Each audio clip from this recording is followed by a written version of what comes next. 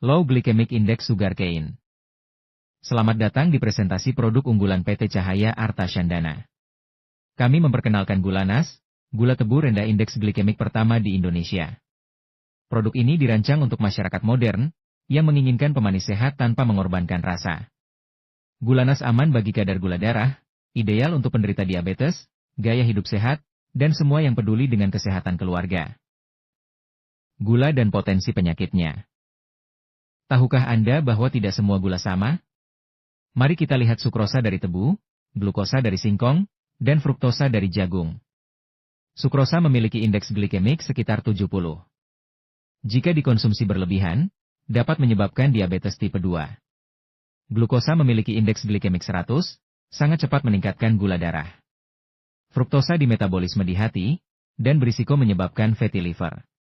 Konsumsi berlebihan semua jenis gula ini berujung pada obesitas, penyakit hati, jantung, dan stroke. Itulah mengapa Gulanas hadir, sebagai pilihan gula tebu rendah glikemik yang lebih aman untuk dikonsumsi. Glycemic Index. Glycemic Index atau GI menunjukkan seberapa cepat makanan karbohidrat menaikkan gula darah. Skala GI berkisar antara 0 sampai 100. Nilai tinggi, 70 ke atas, menandakan lonjakan gula darah yang cepat. Nilai sedang antara 56 hingga 69. Nilai rendah, 55 ke bawah, lebih stabil untuk tubuh. Konsep GI dikenalkan oleh Dr. David Jenkins, dengan tujuan membantu kita memilih makanan yang menjaga gula darah tetap seimbang. Kondisi ideal versus roller coaster gula darah. Ada dua pola gula darah, yang ideal dan roller coaster. Pola ideal membuat gula darah naik dan turun secara perlahan, menjaga energi, fokus, dan emosi tetap stabil. Sebaliknya, roller coaster terjadi saat konsumsi makanan tinggi gula. Gula darah naik cepat lalu turun drastis. Akibatnya, rasa lapar berlebih, mood berubah, kelelahan, bahkan depresi. Dengan memilih makanan berindeks glikemik rendah seperti Gulanas, kita bisa menghindari siklus roller coaster ini. Perbandingan gula darah normal versus diabetes. Mari bandingkan gula darah orang sehat dan penderita diabetes. Pada orang sehat, gula darah naik setelah makan dan kembali normal dalam waktu 2 jam. Namun, pada penderita diabetes, lonjakan gula darah tinggi dan bertahan lebih lama di atas batas normal. Grafik juga menunjukkan efek GI berbeda. GI tinggi memicu lonjakan tajam. GI sedang memberikan efek sedang. GI rendah menjaga gula darah tetap stabil. Memilih makanan dengan GI rendah membantu mencegah risiko diabetes dan komplikasinya. Akibat makanan GI tinggi. Makanan tinggi glikemik bisa memicu rantai penyakit kronis. Dimulai dari peningkatan kadar glukosa dan kebutuhan insulin. Lalu memicu stres oksidatif, peradangan, dan resistensi insulin. Efeknya bisa berupa rasa lapar berlebihan dan nafsu makan tak terkendali. Hasil akhirnya, obesitas, sindrom metabolik, dan penyakit jantung. Jika berlanjut, kondisi ini berujung pada diabetes tipe 2. Beserta komplikasinya. Gulanas hadir sebagai langkah bijak untuk menghindari semua itu. Kalori dan efek domino.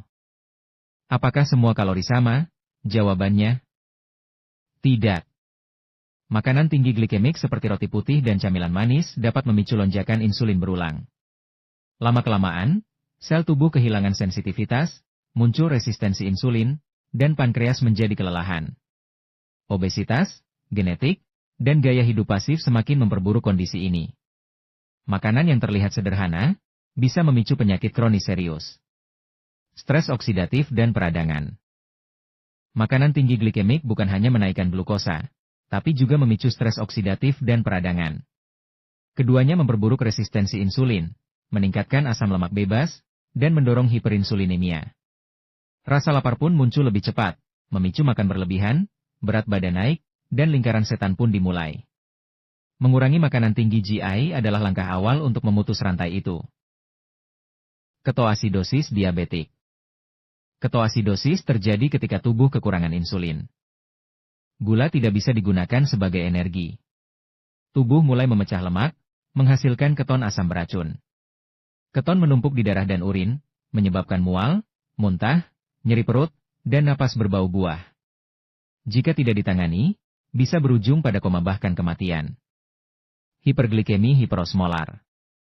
Kondisi ini terjadi saat kadar gula darah sangat tinggi, di atas 1000 mg per desiliter, meski insulin masih ada. Glukosa tumpah ke urin, menyebabkan buang air berlebihan dan dehidrasi ekstrim. Gejalanya bisa berupa lemas, bingung, kejang, dan jika dibiarkan bisa berakhir pada koma dan mengancam nyawa. Masalah global dan biaya sosial. Diabetes adalah masalah besar yang terus meningkat. Tahun 2013, 382 juta orang hidup dengan diabetes. Diprediksi tahun 2035, jumlahnya naik 55%. Wilayah berkembang seperti Afrika, Asia Tenggara, dan Amerika Latin mengalami lonjakan tertinggi. Beban kesehatan masyarakat akan meningkat tajam, terutama di negara yang belum siap dari sisi infrastruktur. Tren global versus populasi. Data menunjukkan bahwa pertumbuhan kasus diabetes jauh lebih cepat daripada pertumbuhan populasi dunia. Tahun 2014, 382 juta penderita diabetes dari total 7,2 miliar penduduk. Kesimpulannya, gaya hidup adalah pemicu utama, bukan sekadar faktor genetik. Survei kematian akibat diabetes. Survei menunjukkan bahwa kelompok berpendapatan rendah paling rentan terhadap kematian akibat diabetes.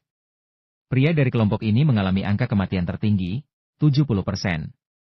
Sementara wanita dari kelompok berpendapatan tinggi memiliki angka terendah, hanya 20%. Akses terhadap edukasi, layanan kesehatan, dan gaya hidup sehat sangat memengaruhi dampaknya. Tren penderita diabetes. Jumlah penderita diabetes terus meningkat. Tahun 1970, ada 108 juta. Tahun 2010, 463 juta. Diperkirakan tahun 2050 akan mencapai 700 juta. Peningkatan ini menunjukkan pengaruh besar gaya hidup modern dan urbanisasi. Minuman manis dan risiko diabetes.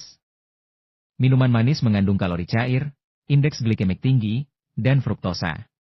Konsumsi rutin memicu penambahan berat badan, resistensi insulin, hipertensi, dan lemak perut. Semua ini berujung pada sindrom metabolik, diabetes tipe 2, dan penyakit jantung. Risiko berdasarkan jumlah konsumsi. Semakin banyak minuman manis dikonsumsi, semakin tinggi risiko diabetes tipe 2. Bahkan pemanis buatan tidak sepenuhnya aman. Konsumsi mendekati 1.500 ml per minggu bisa meningkatkan risiko lebih dari 2 kali lipat.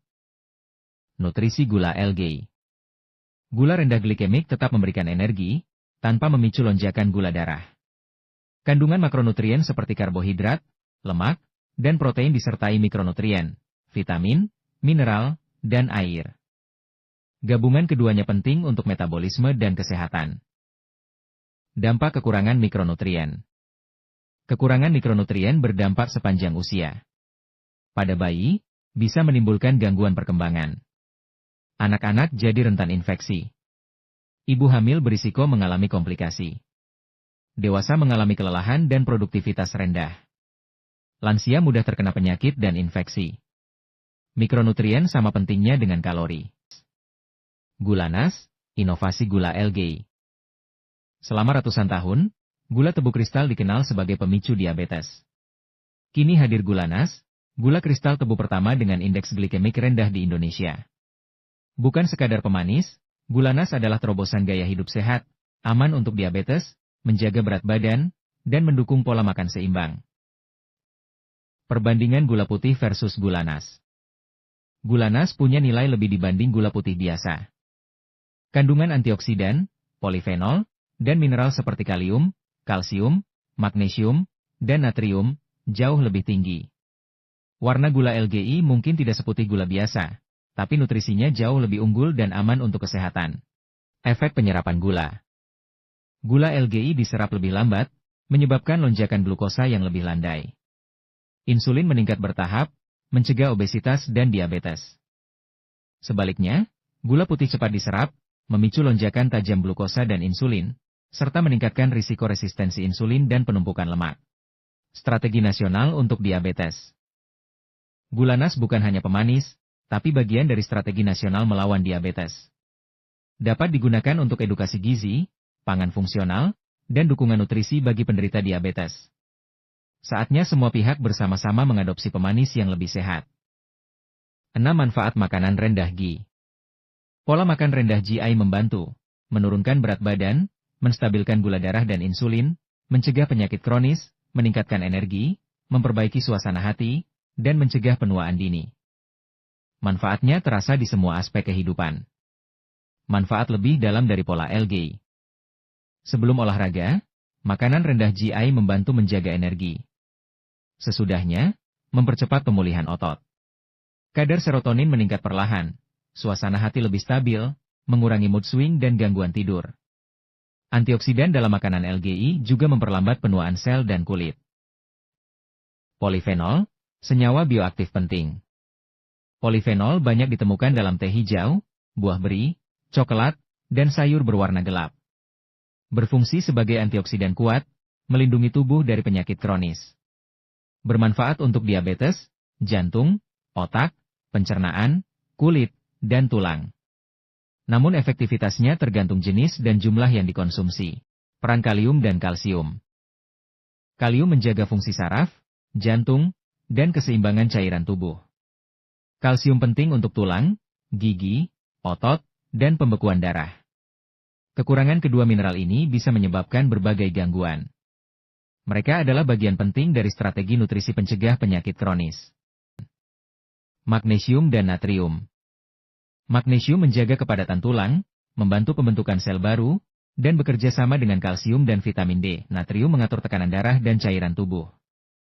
Terlalu banyak, hipertensi. Terlalu sedikit, lemas dan gangguan elektrolit. Kuncinya adalah keseimbangan. Sejarah dan dampak pemanis buatan. Dari sakarin tahun 1878 hingga stevia dan advantam, pemanis buatan terus berevolusi. Namun, banyak efek samping muncul. Sakit kepala, gangguan pencernaan, kerusakan saraf dan hati, hingga potensi risiko kanker. Regulasi penting untuk mengendalikan konsumsi jangka panjang. NNS dan gangguan metabolik. Pemanis non-nutritif memengaruhi mikrobiota usus, memicu resistensi insulin dan metabolisme terganggu. Di pankreas, menyebabkan pelepasan insulin berlebihan. Di otak, menurunkan respons rasa kenyang. Pada ibu hamil, dapat memengaruhi janin dan meningkatkan risiko penyakit sejak lahir. Kesadaran sosial terhadap gula. Majalah Gatra menyoroti bahaya konsumsi gula berlebih. Pada bagian sampul bertajuk, Melawan Gula Pembunuh, dan Republik Gula, ini menggambarkan urgensi nasional. Beberapa negara sudah mengenakan pajak gula. Bagaimana dengan Indonesia? Kesadaran mandiri sangat dibutuhkan. Efek LGI secara statistik. Studi dari Universitas Sydney menunjukkan pola makan LGI membantu penurunan berat badan lebih efektif. 37 studi lain menunjukkan LGI menurunkan risiko diabetes tipe 2, jantung, empedu, dan kanker payudara. Manfaatnya meluas ke seluruh sistem tubuh. Fungsi sukrosa dalam metabolisme. Sukrosa adalah sumber energi utama. Dicerna menjadi glukosa dan fruktosa. Glukosa digunakan langsung oleh otak dan otot. Fruktosa disimpan di hati sebagai cadangan energi. Jenis dan jumlah gula menentukan dampaknya bagi kesehatan. Gulanas menawarkan energi yang lebih stabil dan aman. Radikal bebas dan risiko penyakit. Polusi, sinar UV, makanan cepat saji, stres, semuanya memicu radikal bebas. Radikal bebas merusak sel dan menyebabkan penyakit kronis, seperti kanker, stroke, diabetes, dan hipertensi. Antioksidan menetralisir efeknya, menjaga sel tetap stabil dan sehat. Cara kerja antioksidan. Dalam tubuh sehat, proton dan elektron berpasangan. Radikal bebas terbentuk saat elektron terlepas. Mereka mencuri elektron dari sel lain. Antioksidan bertindak seperti donatur, memberikan elektron agar sel kembali stabil. Inilah perlindungan alami tubuh dari kerusakan sel. Efek holistik diet rendah GI. Diet tinggi GI memicu sugar cravings, peradangan, kelelahan, dan risiko penyakit jantung serta diabetes. Diet rendah GI memberikan rasa kenyang, energi stabil, dan menurunkan risiko penyakit kronis. Juga menyeimbangkan neurotransmitter dan memperbaiki mikrobiota usus. Makanan GI tinggi dan degenerasi. Makanan olahan tinggi GI memicu produksi ROS dan hiperglikemia. Tanpa pertahanan antioksidan, tubuh rentan terhadap penyakit kronis. Polifenol memperkuat sistem imun dan metabolisme. Pola makan LGI dan kaya antioksidan adalah investasi jangka panjang. Makanan kosong dan minim nutrisi. Makanan kosong seperti permen dan snack hanya memberi energi instan, tanpa vitamin dan serat. Memicu peradangan dan gangguan mitokondria.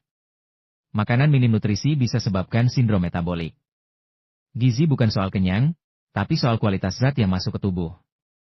Pemanis sintetis dan risiko metabolik. Struktur molekul sakarin, stevia, aspartame, memiliki efek pada mikrobiota usus, meningkatkan lingkar pinggang, resistensi insulin, dan risiko diabetes. Meski bebas kalori, pemanis ini bisa memengaruhi hormon, meningkatkan risiko stroke, kanker, dan gangguan metabolik sistemik. Gula sintetis belum tentu aman jika dikonsumsi jangka panjang.